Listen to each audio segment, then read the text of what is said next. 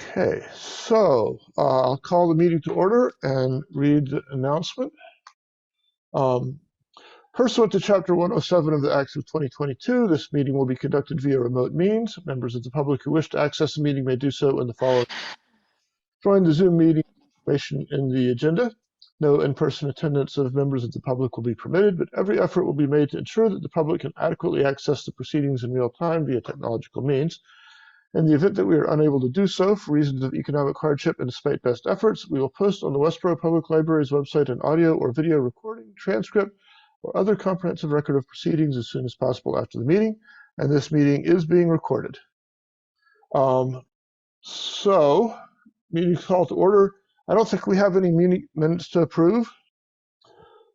I didn't see any come through. Okay. I don't see any members of the public. Am I missing anyone? Yes. Looks like Steve is joining.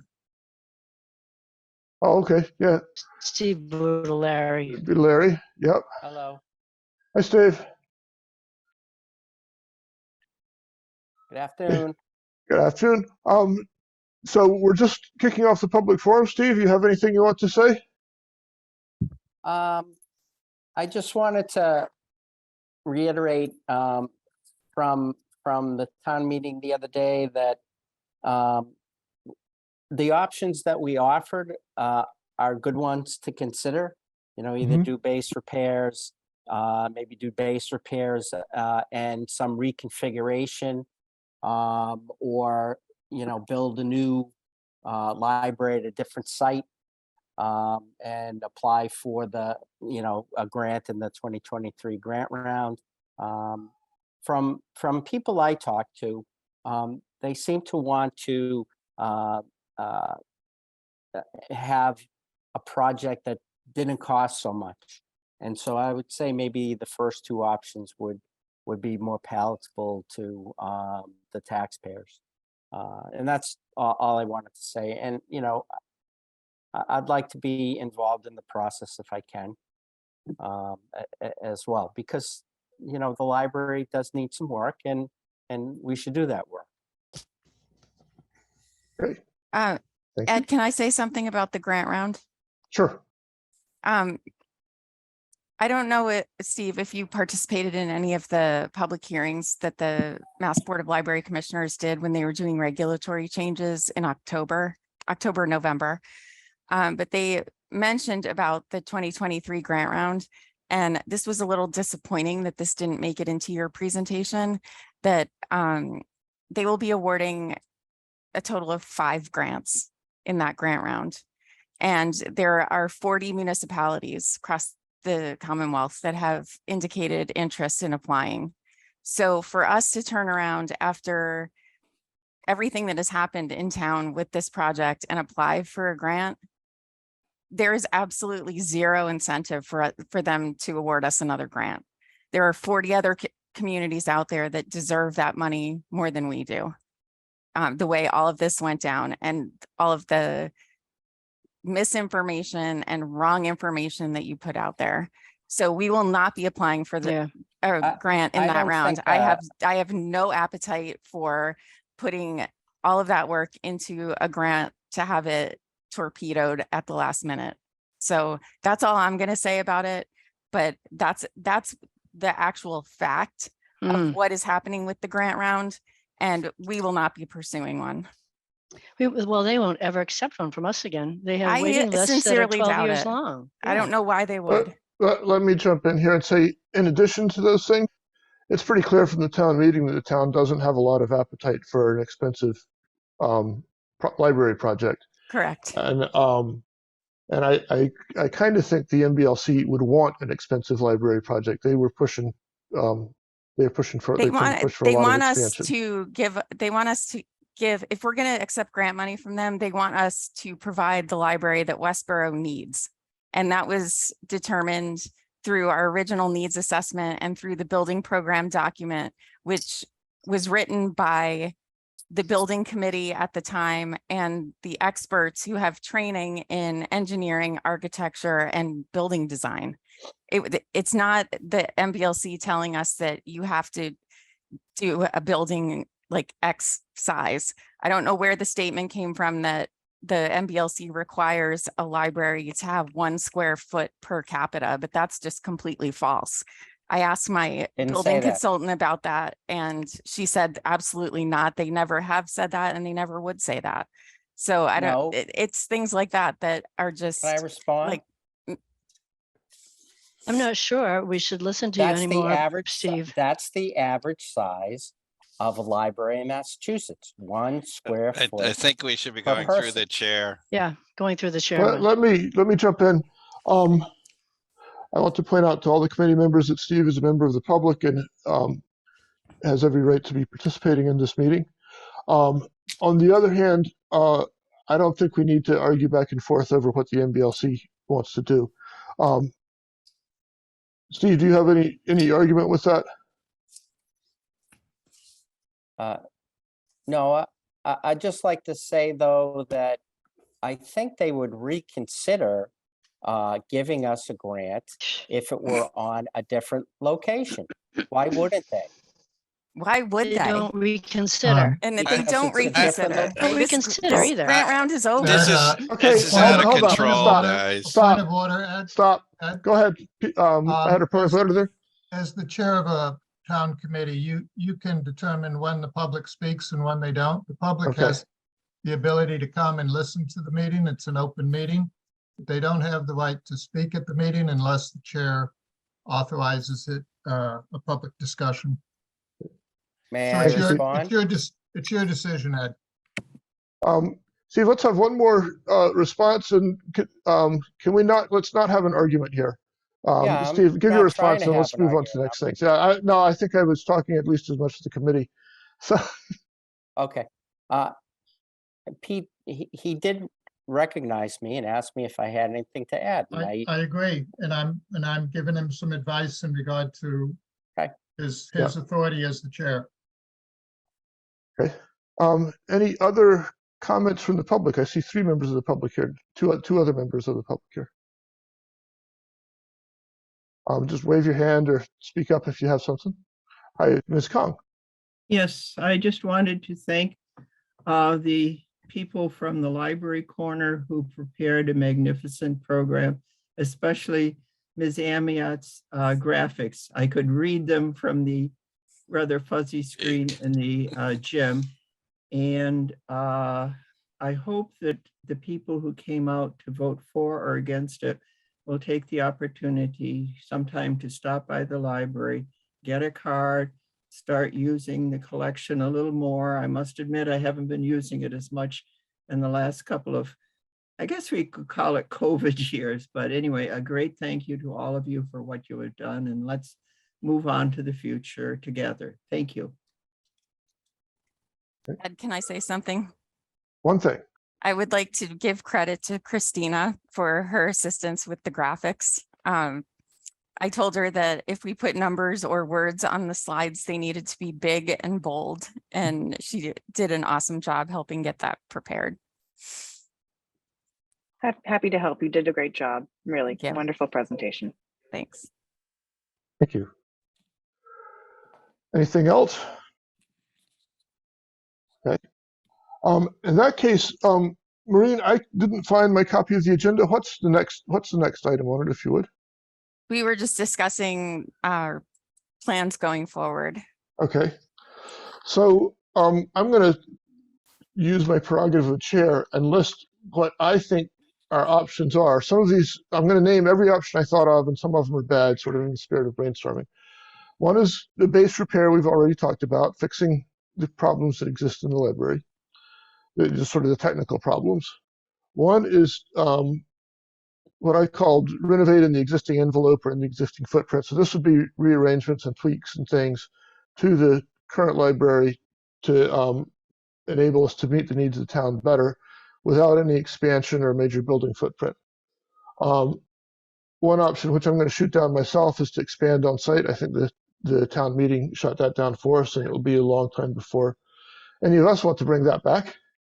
Another is a new building on a new site, which we just discussed. And yet another is a satellite library, which I know the director doesn't like. Maureen, maybe you'd like to restate the problems with those.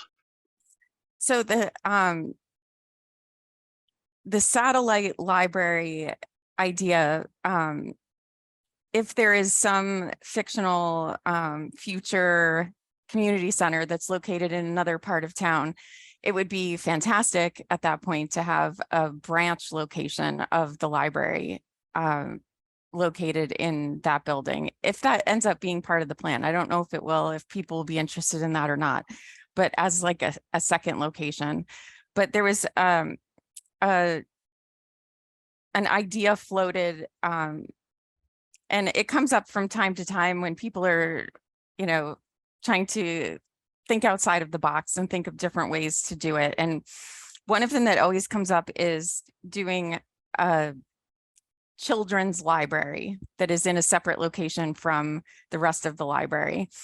And that really kind of goes against the philosophy of library service, where, and you've all heard me say it in presentations and to the public, and it's a deeply held belief of public librarians that public is our middle name and we serve the whole public. So we don't segregate people to another building because of their age. We want all of the community to be served in the same building, that anybody can come in and find materials and services for them. So taking the children out of the public library and putting them somewhere else does a big disservice to that mission of public service. Children and young people are the, they keep the library hopping. They bring energy and enthusiasm to the building. And for that, I would not want to take them out and put them in another location. Last point on that, it also discourages people from visiting the library as a family, because if you have to go to two separate locations, one for your kids to get materials, one for yourself to get materials, now we're asking people to drive all over town to find what they need. So those were a few of my thoughts on that. Walter, you've got your hand up. Yes. Okay. So my thoughts on the topic in general is I don't think we need to, I think part of it should be studied further. I think that we ought to think about what, if anything, we could bring to a Springtown meeting. One of my thoughts was maybe about there could be potentially two things. One is we previously had figured out what we were going to do for windows if we weren't tearing down the building. And we could either get a new cost estimate for just the windows and return that for construction funding. Or if we don't know that, say study something like that, and go to town meeting and request funding for studying something like that. Then further, I think the best way to do the projects moving forward is to request money for design and then return with a solid number the next year and request for building. So I think as a committee, we need to think about to repair the existing building, what are the items we would want to request money for repairs, design. And certainly one of them should be the Massachusetts disabilities changes that have to be studied now in detail. And we really would have to go to town meeting in the spring, and it's a big number, I'm sure, because if you want to do the 12% rule, it's over $500,000 study and maybe up to $1 million or something, depending on how many things you want to throw in. Maybe this soon, because we have very little time between now and then. That's not possible. We do that to the fall. But I was curious for the people that were involved in the previous Windows project that we handed the money back to. Obviously, it wouldn't be enough money now. Is that something that's sort of biddable or close to biddable that we could return to town meeting? Or maybe that's the first thing we do. I think we might be able to do some amount of taking care of the existing building without a full shutdown necessarily. And that if the windows are that leaky and that bad, that might be the place to start. And you put your toe in the water and you see whether the community actually has the appetite to back up what they say about actually repairing the building. So those are along my lines. I think that we need to evolve a strategy that involves engaging architects again to look at the existing space and what we want to do with it. But there are certain things like roof and windows that are outside the existing space and probably could get started. Thanks. I'm pretty sure there's people here with comments on that. Let's get through the hands that are up, and then we'll jump back to talk about Walter's thoughts. Sean, you told me. There you go. Thanks, Ed. Yeah, so in looking at some of the other options, I know looking at other locations has been brought up. I think, originally that was considered, and in general, the public wanted the building to stay where it was. I think if we were to consider other locations, and my issue with that is you'd sort of have to combine with that, making a decision then on what we would do with the current building, right? Because if we build a library somewhere else, then we're left with a prominently positioned empty building downtown still in need of repair.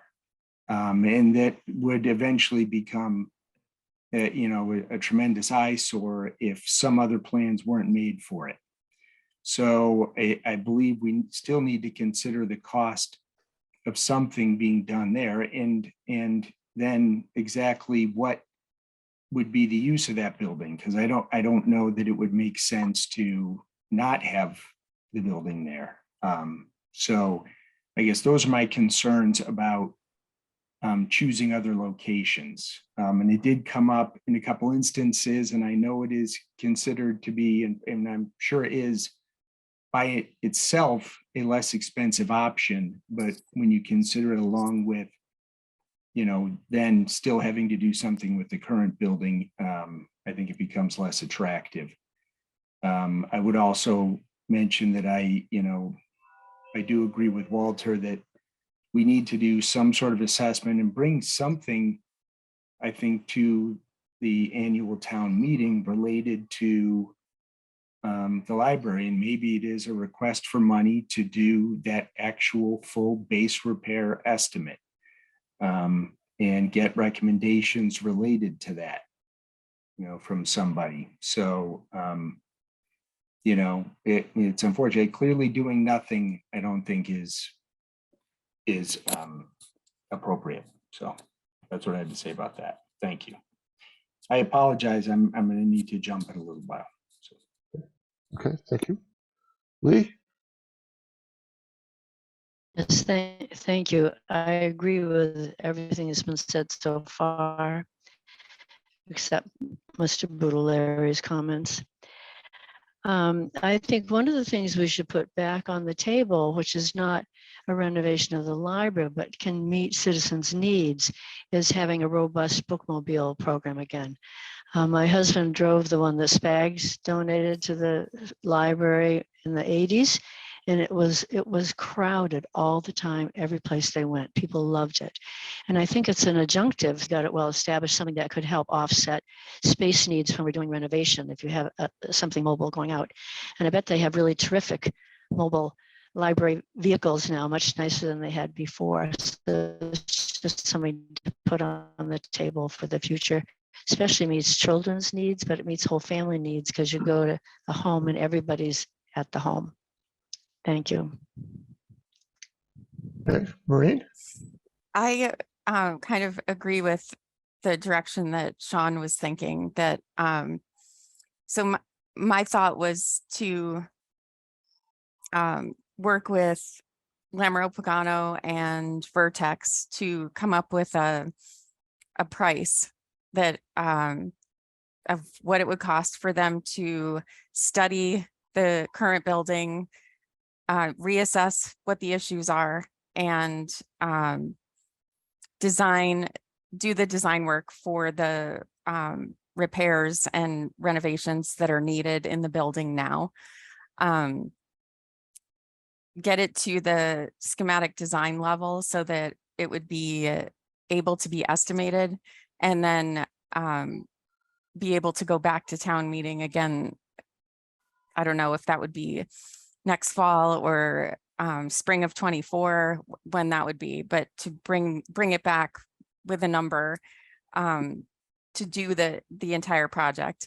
And I think I hear what you're saying, Walter, about, do a project, get it started, but I think in the long run, it's going to be the most cost effective if we do all of this at once, for all the reasons that Hastings has been a disaster. And with cost escalating, I don't think it's a good idea to just piecemeal this.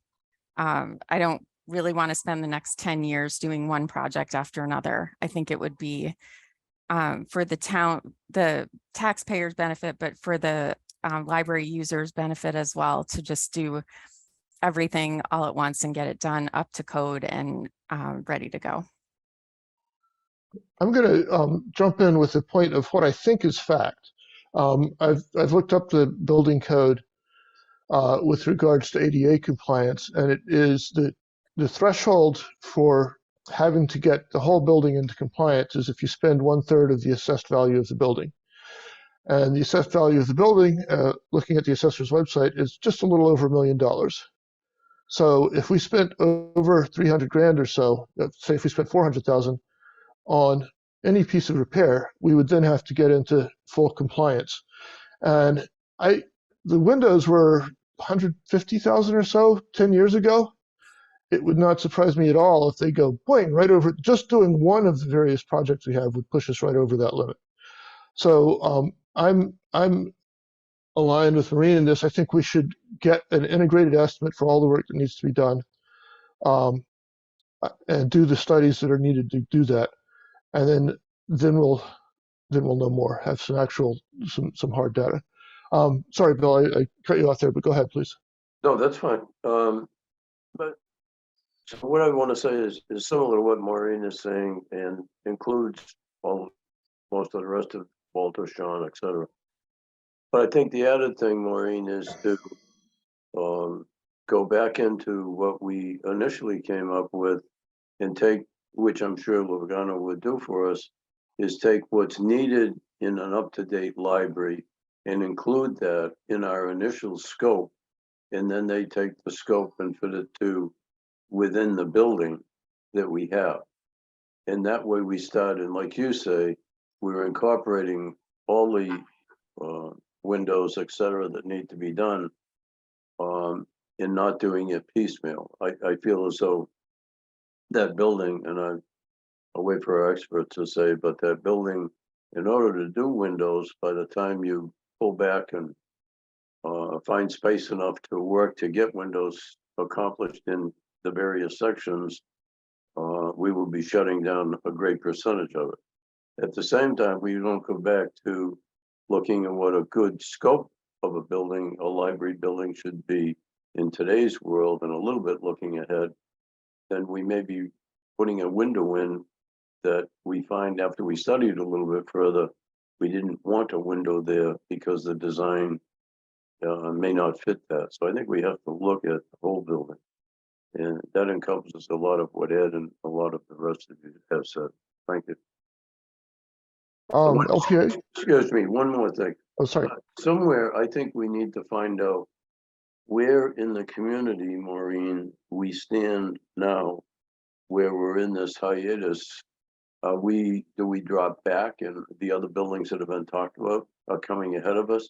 I don't want any answers now, but maybe you can talk to the powers to be so that we kind of know that if we should, like Walter saying, getting something to the town meeting, if we need more time to study and we're already dropped back because of what we've gone through, then I think we need to have that now. That's a good point. And we also don't want to step on another project that, like us, waited in line. And, we don't want to bring multiple projects to town meeting at one time for all the obvious reasons. LPA?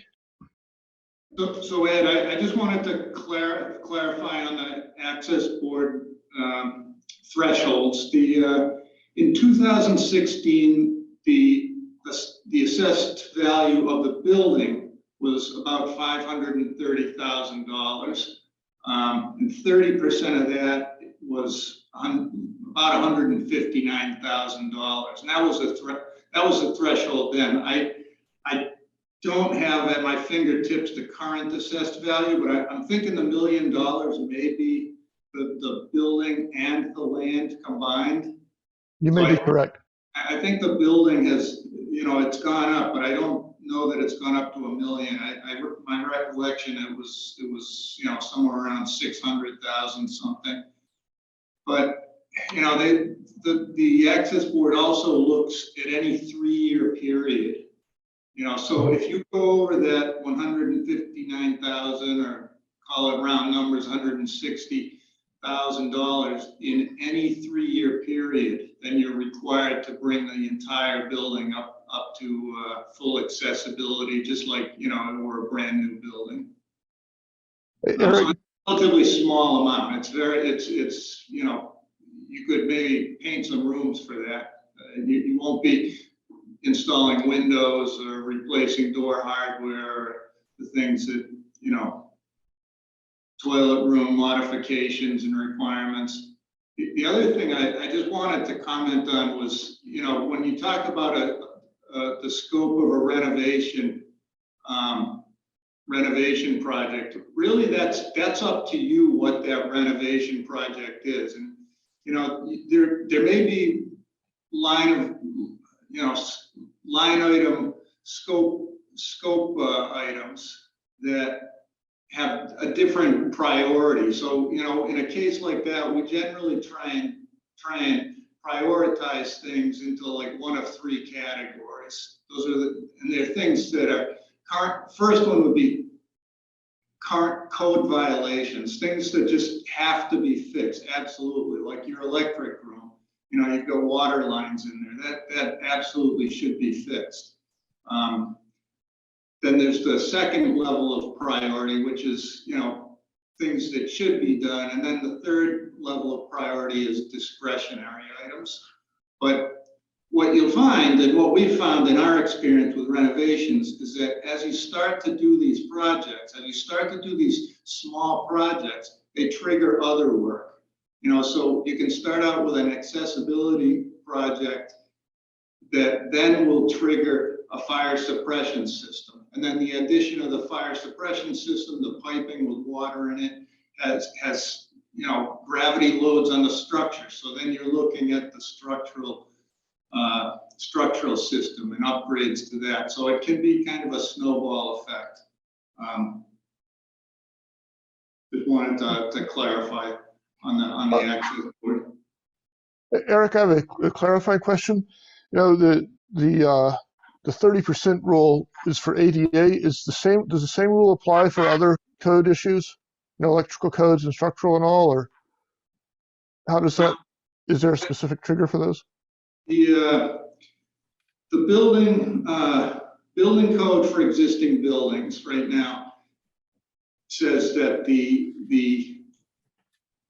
what you have to do is dependent on the scope of the work that you're doing. So the scope of the alterations dictates the requirements. And what they say is if you're actually taking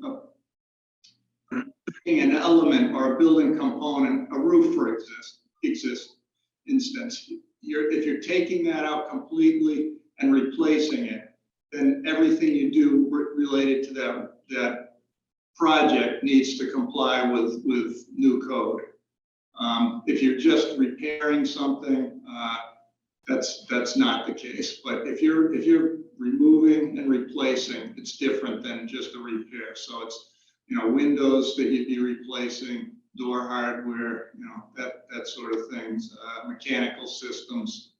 And if you alter the building, if you change the layout, if you change walls, doors, like if you would if you were installing new toilet rooms on the upper floor, for instance, then that would all need to comply with new construction. So again, you get that snowball effect of things. Fire protection, my experience in Worcester has been 50% of the assessed value, but again, it's a relatively low scope. I don't know that We can that's double the, check yeah, that, we but can, that is one that has a threshold associated with it. Okay. That's fine.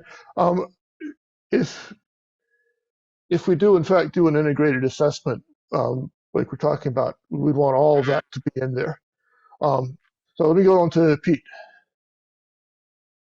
Yeah, in kind of the reflection on the last few days since the town meeting, I felt like we'd be wise to spend some time in a kind of a pause and reflection on what we heard and what the kind of the strategic plan should be going forward. And my thoughts are that it'd take longer, that reflection time should take longer than the time needed to put an article into annual town meeting and stuff. That I think if we waited, we deferred the Windows project for years, I don't know, a number of years, 5 years or something. If we went to fall town meeting, it wouldn't be materially different. So I wouldn't rush something to annual town meeting. Is one broad comment. The next thing I was going to say is the town has basically, as I understand it, 3 large buildings that are in consideration: the library, the senior center, and a community/rec building of some sort. And Maureen was commented about kind of the juggling of those and not kind of cutting in line, or where do we fit in the priority and stuff.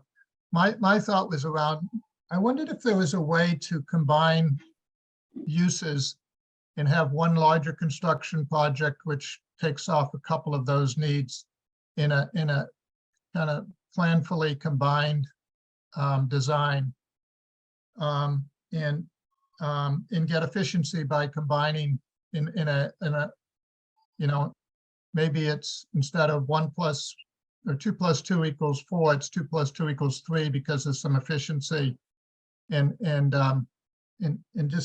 I'm making it up because I don't know, but you know, is there some way of getting efficiency and meeting the needs of the town more broadly? And the last thought I had was the master plan implementation is just kind of kicked off, and one of the key needs that's been talked about for years is kind of downtown revitalization, particularly along the East Main Street side. And I wondered if there's opportunity to use some of that momentum to do some of these larger buildings in a new way, and develop some of that East Main Street side of the Rotary in a new way. And of course, none of that is going to happen in 3 months or 6 months. These are longer term. Step back and come up with a strategic plan. Recommendation, I guess, is my recommendation that we there may be some small things we do because all of this is going to take time, but I think we need to have more of a strategic planning process. Thank you. Walter? Yes. First, pet peeve is I think we should be aspiring to make the place ADA compliant, not being concerned with it. It's the right thing to do. Second comment would be that I agree, if we're going to try and bite off the whole burrito here, we can't do that. I don't think we can come up with an estimate prior to the spring town meeting, given the holidays that are coming up now, and you pretty much need a number by I the end of wasn't, February. No, I'm not. no. I'm not saying that. I'm just saying that. Therefore, I would think that the fall might be a better target for that, because of what LPA is also saying is we can't just tell them. We have to do an interactive assessment with them and come up with what are the most important things to do and change, and what our recommendations would be to change, and that's just not practical in the time frame, I think. So that's why I was just seeing if there was any low-hanging fruit that you could sort of throw out there. If not, I also don't quite understand how we pay for. So how do you pay for the work that generates the number for that? Or Hey, whether Walter, that, yeah. That's what we would be asking for in March. Not for the whole project, but enough to make a design so that we could bring a real number back at some later town meeting. I understand that, but there's a lot of work to come up with the number of what it'll cost to design. You have to make an estimate of that based on what the expectations are from the architects. Sorry, go ahead, Maureen. I jumped in for you a minute ago. No, but that was the point that I was going to make. And maybe Katie or Eric can tell us if that's a realistic time frame, if they would be able to get a pricing proposal to us by like early February, so that it could make it through the process for the fall town meeting, or the spring town meeting, sorry. Well, we would, of course, want to talk with you about the scope of the study. Or we could certainly do it. Once we know what the request is, we can develop a proposal for that spring town meeting. We feel confident about that. It's a matter of understanding, to all the points that have been made this afternoon, what is involved in that, in terms of your needs assessment, the programming aspect of it, and then the facilities approach in terms of prioritizing improvements and making it very clear for everybody. But once we have that scope, and I think this building committee can get that together from what we've heard, we would be confident that we'd be able to pull a proposal together for you to present at the March town meeting, which we're assuming you would need that early to mid-February, so that you would have time to prepare for that and get it on the warrant. I can sort of, I've been thinking about this also, and it seems to me that there's two parts of what we would be asking for. One is, I'll call it the engineering and regulatory issues, the things that need to be fixed, and the code compliance and ADA compliance issues that would arise from that. I want to take a step back and respond to Walter's comment. I'm 100% for making the library ADA compliant. It's just that we have to figure, it's a cost that we have to plan for. I mean, something that just struck me, in the past few years when I started feeling old every once in a while, is that sooner or later, almost everybody becomes disabled. And I don't want to stop using the library because I can't walk so well. So, anyway, back to my thing. So we've got, the one thing is the engineering thing, and that would be, we wrote a hard number for the engineering costs of that. So that, there'd be test borings and bring in consulting engineers and whatever kinds of things. And I just don't know what would be needed, but we want to get we would want to do enough to get be able to make a good estimate from the studies and information that you collected.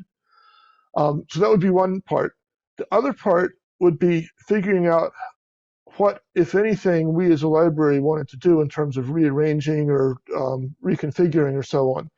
And that is, let me take a step back. The engineering things, I think y'all know enough about the library to, and you can tell me I'm wrong, not to give us an estimate for getting the detailed part for that. And you correct me if I'm wrong on that. But the reconfiguration, we don't know what, we haven't made any, we just think maybe that would be a good idea. And that's as far as we've got. That might be harder to get an estimate for. For us to define what we want. I think the team here has done a tremendous amount of work since 2016, looking at that existing building. And I'm sure we have some data. We would want to get clarity on that, go into it a little bit more deeply for this study. Mm-hmm. And I guess just to be clear, I think if we would like to have probably 1 month to develop a proposal for you for services. And maybe that's a better way to look at it, because we would want to reach out to our consulting engineers and get proposals from them with a very specific scope. Additionally, if you'd like us to partner on that sort of needs assessment, what we call programming phase, we'd want to understand the level of effort you'd like to see from us in that regard. And then I think what Ed has put forward, Eric, is what we're talking about. We need this engineering assessment and the needs assessment, and we can look at that. We would propose, I imagine, propose to shake it out in a prioritized format, like Eric talked about, things that are essential, things that, for example, systems that may be okay now, but in 5 to 10 years have to be replaced. That's important to know that. And then things that would be a betterment to the project in the long run. Sometimes it's more energy efficient, that type of thing. The needs assessment piece would fold into, is it furniture? Is it about reorganization of all of the collection in order to get it in the right place? Is it the automatic handling system that we talked about earlier? What are the pieces that we need to understand, and what would be the process to get there with that?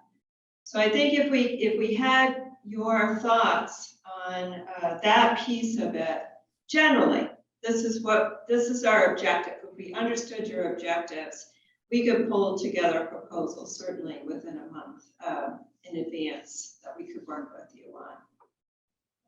Well, we would need your input, Ed, and the building committee's input to come up with that prioritized list. As an example, since 2016, the town adopted the climate action plan, and that's getting away from natural gas as a fuel, moving toward electrification. And I believe the town has moved to the specialized stretch energy code. No? Pete's saying no. He's the man who knows. The question is that a high priority? Is that your highest priority, or is that a mid-level priority, or a low priority? And I guess that's the sort of thing. That's what we would work out. Yeah. Okay. And you don't have to answer now. I mean, I'm just putting it out as an example. And that's the type of thing we would include time for in our proposal. Again, we wouldn't have to have that answered for the spring town meeting, but we would articulate, this is what our charge is for you, and where we can go. And then we could get started on that in the spring. In my sense, depending on how that process went with the building committee, it's very possible that we could have an appropriate estimate for you prepared for that fall town meeting. I'm sorry, Pete, I cut you off. Yeah, just to be clear, the code that is going into effect next year, 2023, is this new stretch energy code. And the town's already adopted that. It's just the next release of the stretch energy code we adopted 5-6 years ago. And it is gonna impose new standards in regard to energy efficiency and also kind of put some pressure on builders to electrify, although not mandate it. The specialized code is a tier above that, and it's really not that much difference. And we may consider doing that, but that isn't going to be that hasn't been approved, and our decision to go and approve to seek that has not been made yet. Okay, thank you for that clarification. I had that wrong. Okay, so Katie and Eric, so you said you would need a month to come up with a proposal, which would mean we would need to get you sort of a better defined ask in early January. That would be fantastic. Yeah. I should start by saying it's really been a pleasure working with Westborough on this project. I think we live there at this point, having been doing it for so long. You've been a fantastic client, and we appreciate that you would consider continuing with us for this effort. So we're here to partner with you in any way we can. We can do the best job by understanding clearly what your objectives are and what you would like us to do. And a month would give us a generous amount of time to work that through. I'm thinking just in terms of the holidays, early January would maybe be a stretch to get a good get a well-defined thing. But Maureen, I'm going to suggest we take that up at the trustees meeting because they'll have a voice on that. And that's next Wednesday, I believe. Okay. Lee, I see you have your hand up. You're still on mute, Lee. There you go. Saying sort of led into this. What happens in general to the contracts that we've already set up for the deliverables that we did have? So people are sort of working on their contracts. So Lee, your mic is off. Okay. But Lee's question, I believe, was what happens to our existing contracts? Maureen, can you address that? Yeah, I talked to Shab Khan, our town procurement officer today, and she has reviewed the contracts that we have with all three firms, and the contracts with Lamoureux Pagano and Vertex, we can continue working with them under those contracts. We just have to issue a contract addendum and a price proposal, new price proposal. Unfortunately, the way the contract was written with Fontaine, we would have to go out for a new procurement for a construction manager because it was written in phases, and the first phase ended with town meeting. So that would require a new procurement, but the other two firms we can continue. Okay. Walter? Yeah, thanks. I'm just wondering whether in the context of whether we would want, I don't know where you want the input from the public on the various ideas, and maybe that's something you kick around at the trustees, but I think an issue with trying to rush this to this town, the annual town meeting is you're gonna kind of you don't have a chance to come up with some ideas, float it out, get feedback, and sort of work through them ahead of the town meeting. In terms, can I ask what kinds of ideas you're thinking? Well, is this like like the you just satellite said, library or a relocate well, library I guess potential, or something smaller than that? That's even, yeah, that's even more extreme different than I was thinking. But even Okay.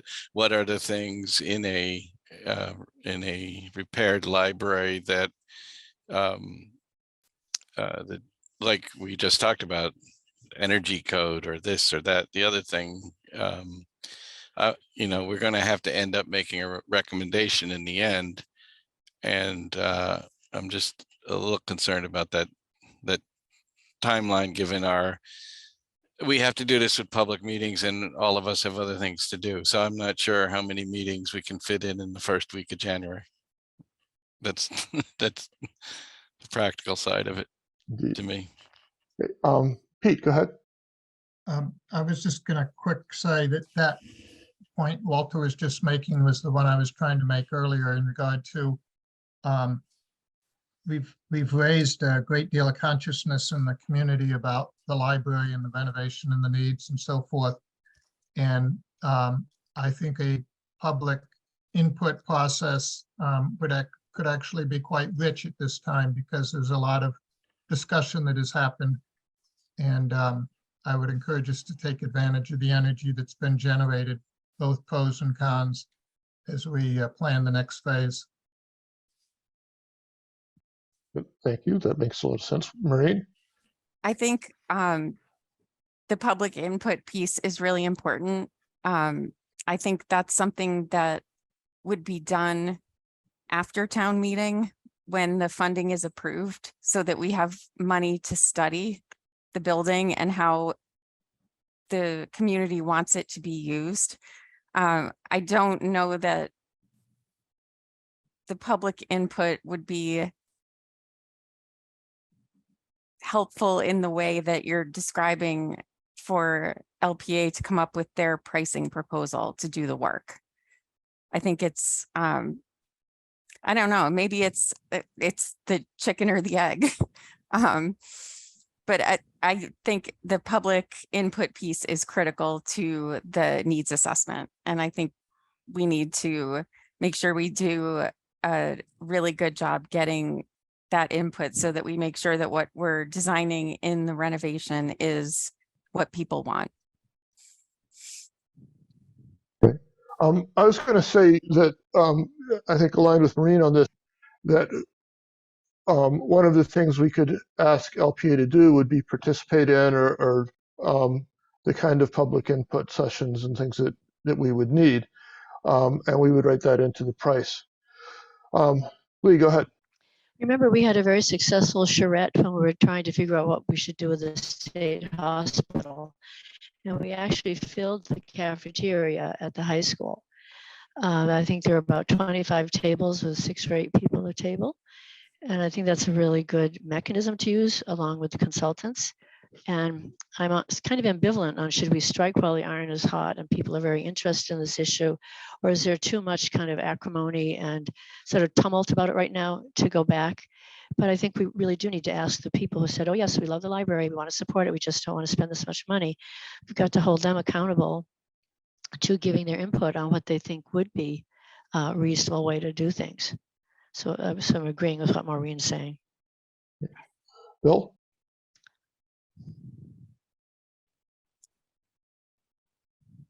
I think Maureen is correct, but I would offer that we can do some of these things in parallel. Getting some input, and there were a significant number of people on both sides of the fence, and I think that'd be worth possibly along the lines that at least. And then the idea that Sean Theo brought up is to have in parallel, there was some money at one time to study what buildings could be put together along the lines that somebody said earlier. Doesn't mean that we go that way, but certainly there are things that can be done in parallel. But I think Maureen is right. That from LPA, we need kind of a scope so that we can then begin to fit it in. If we wait too long, they got the background to do no matter what we come up with, and they can modify it. But at least that we get going on that initially. Thank you. Maureen? I also just want to remind everyone that the needs that we were talking about that are the critical needs are critical needs. And I don't think they can wait another year for us to start the work on them. An example, we keep going back to the windows. One of the front windows worked its way open on Friday last week, Thursday. And it took Cliff going out on a ladder with a rubber mallet and tapping it back closed, and then putting a screw in the window frame that's rotting to try and keep it closed for the winter. This stuff is deteriorating, and I think we need to get a plan and get the work going. I said it in the presentation that the building as it stands today can't function much longer in the condition that it's in, and we need to address these issues. Question for LPA. Can you think about some kind of proposal language that would give it, we don't want to be tied into saying we want you to design 2 meeting rooms and the teen room and the upper floor or whatever, something like that. But more of be the exploratory phase and ultimately lead to schematic design. With I think the main constraint being that we'd stay in the same building envelope. I think we absolutely could make some suggestions for the scope for you to react to. Is that what you're asking, Ed? Yes, exactly. We've responded to a number of similar RFPs. I think we could certainly work with Maureen on some of that scope and draft some language, put it forward to take a look at it. Do you agree with that, Eric? Yeah. If that's helpful to you, maybe that's a good way to get the ball rolling. Mm-hmm. I don't want to have to design it before we ask you to design it. Thank you. We appreciate that. Nor would it be our style.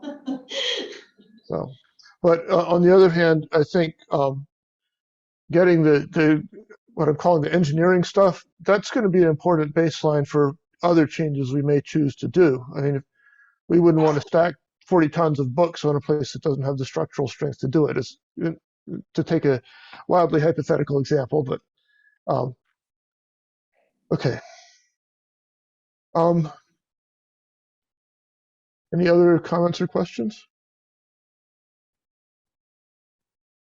So let me summarize, if I can, the sense of the meeting at this point.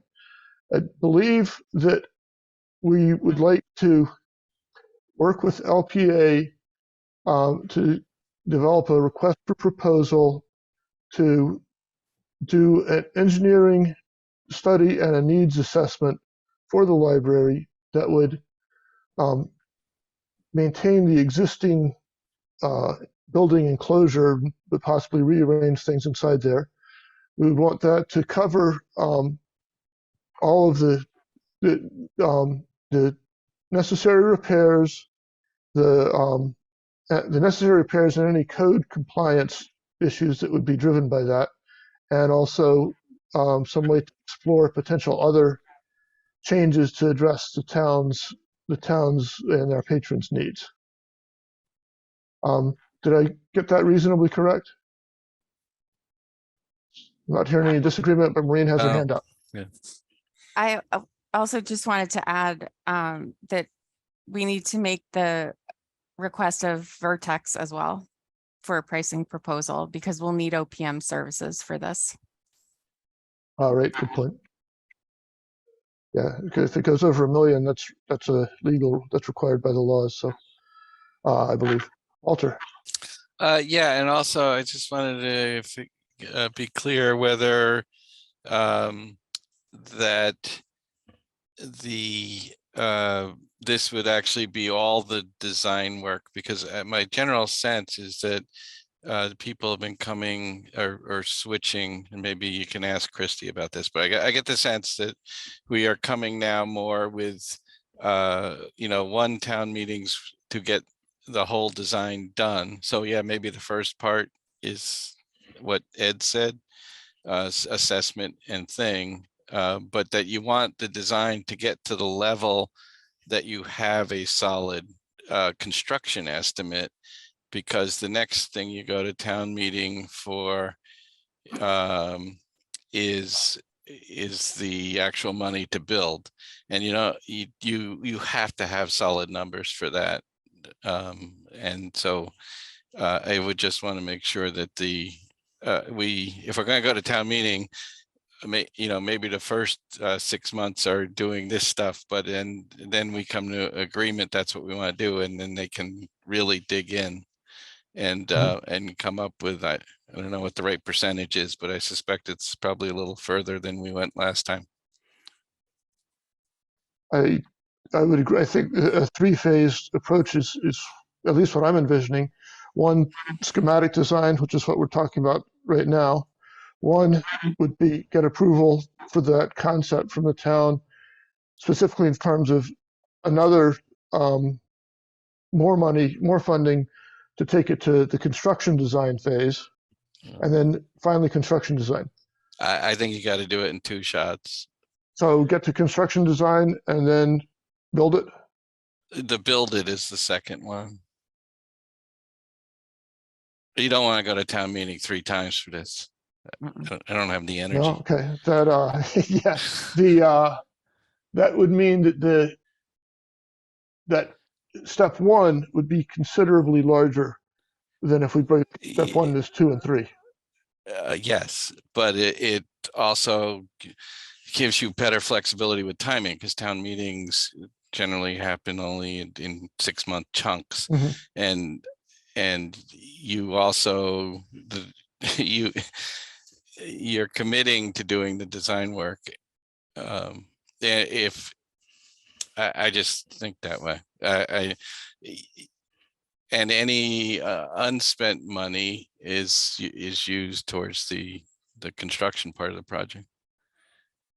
But I don't know. I would encourage a conversation with the town manager about that too, because I think that's the direction they're hoping they're going. That's the way the schools are going now. They're coming up with one cost for the design work, which is roughly 12%, I think, of the construction cost or something. It's not a tiny number. No. And then they come back with solid numbers, and then you decide to build and you go. That's why I was sort of asking who is going to pay for what, because if you want to do that first part, that's more of a dribble approach. So I don't, yeah. I think if we were going to get to that might. That's why I thought it was hard to do this yeah. for a town meeting, frankly. Yeah, I see. And it's a little hard to ask people to sign up for a bigger design number up front when you don't know, you're not in agreement of what it's including, I think. But I think it's more a realistic approach to municipal building. And what happened before is, you can't come with just one number. This is design and build and everything, because the build number is always wrong. Yeah. Yeah, if you don't design it, you really don't know what it's going to cost. Okay. That's just my perspective. Any other thoughts or comments? Ed, do you want to restate what you think we've decided, given what Walter just said? I think we need to. I think Walter's suggestion needs some more discussion. Okay. Unless people agree with that, if we want to go straight to ask for one price for all of the design work. I think it could use more discussion, but we're at 4:30 now. And I think we also have to make sure that whatever we do, we put in the order of what's presented, what are the things that are absolutely critical and have to be started sooner. As Maureen's saying, some things just can't wait. So if the design has to take into account some things that are critical and have to be started sooner than later. And there's not much question about them having to be done. Okay. So does that we need to meet again? Or does that mean Ed and Maureen and Eric and stuff could get together and kind of smooth out the language? Walter, what do you think? Let me suggest that we try and write that we, which probably means me and Maureen and anyone else who's interested, write this up in a couple of paragraphs, and then we can bring it to the trustees meeting next week. That's a great idea. They'll need to decide that also. Yeah, good idea. I really think it is the trustees' choice to charge Yeah, charge the building committee. I mean, you guys are the Yeah. elected officials. Your job is to charge the building committee of what you want us to do. And if you want me to do this type of project or that project, that's what I'll do. I don't know, the building committee can make recommendations to the trustees, but you guys you're the elected ones. So you have the Okay. responsibility. Okay. So Maureen, why don't you and I work on writing that paragraph or two or whatever, whatever it turns out to be.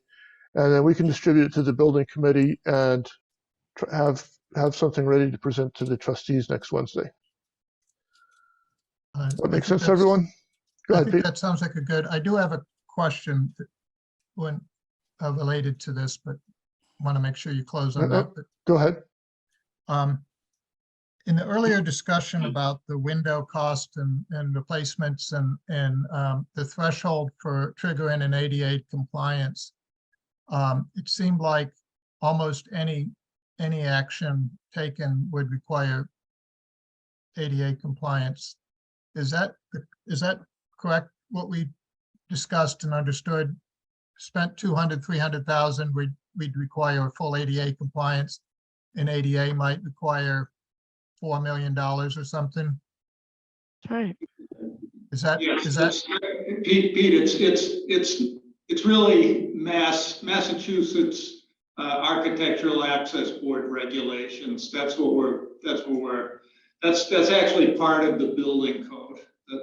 The ADA ADA is a law that is referenced often. People often confuse ADA and Mass AAB, but you're correct that almost any project will trigger the Mass AAB requirements for full compliance with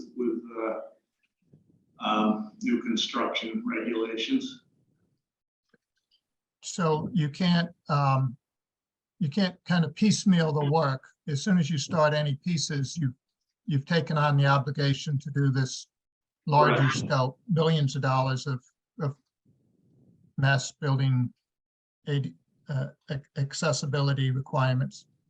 Unless you want to stretch it over 20 years, because there's a 3-year. Exactly.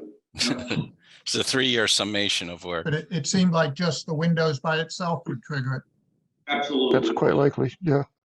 Or the roof, or the elevator, which I believe it is in itself an ADA issue right now, because the codes have evolved since 1980 or whenever that was built. So, yeah, Eric, can you point out any specific ADA issues that we have right now? And I know I'm asking this off the top of your head, but I actually have the report up, Eric, if you'd like me to take a look at just naming a couple things from our report. I have that open, but yeah. Okay. Yeah, that would be great. Okay. So in our assessment, the existing conditions assessment of the report that we did in 2016, we identified a whole slew of things that are not compliant with the ADA and looked at the evaluation. So the first one, that's the biggest one, is all entrances are supposed to be accessible. And as you know, the historic entrance is not technically accessible. And so the only one is on the side where the ramp is in the elevator. Technically, the ramp is not exactly the correct angle for ADA. The bathrooms are not technically meeting the accessibility code.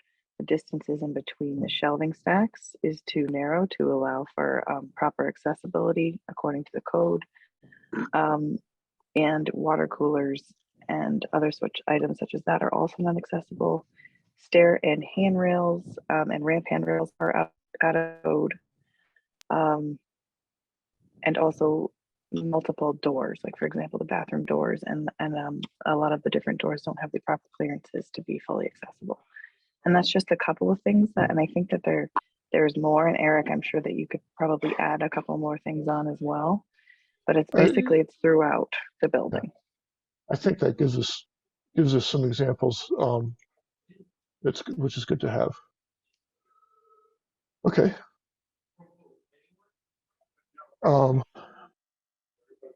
Great. Anything else?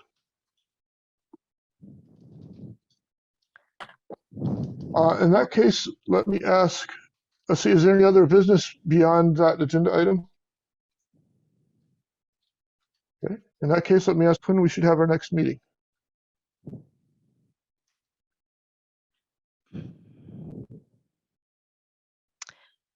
Wow, that's a good question. I guess after the 20th, nobody's going to be available for a while. So is there something we could actually do on the 20th, do you think? That would be after the trustees meeting, or is that That still would be before the day trustees meeting? before the trustees meeting. So that probably doesn't help us to have a meeting then. I was thinking that. Yeah. So I guess then our question is, do we want to meet before Christmas and New Year's, or just wait till after New Year's? Or, I mean, I'm the most flexible probably of any of you, being totally retired. But anyway.